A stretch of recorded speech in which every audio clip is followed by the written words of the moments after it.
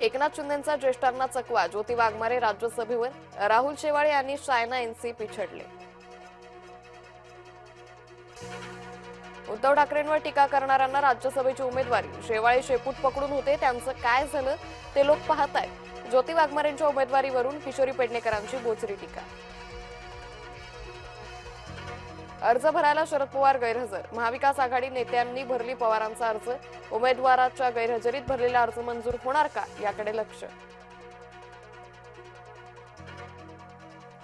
सुप्रिया सुळे मातोश्रीवर, शरद पवारांना राज्यसभेची उमेदवारी, उद्धव ठाकरेंचे आभार मानण्यासाठी मातोश्रीवर.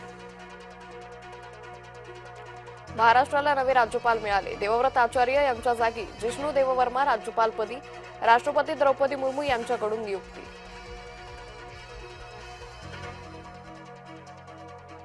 तिथीप्रमाणे शिवजयंती उत्सव डोंबिवलीमध्ये साजरा, फटाक्याची आतिषबाजी, शिवकालीन खेळ आणि घोषणांनी दुमदुमला परिसर. शौचालयाच्या बाजूच्या जागेवर खाद्य विक्री, भाजप नगरसेविका मृणाल पेंडसे आक्रमक, फेरीवाल्याला दिले पोलिसांच्या ताब्यात.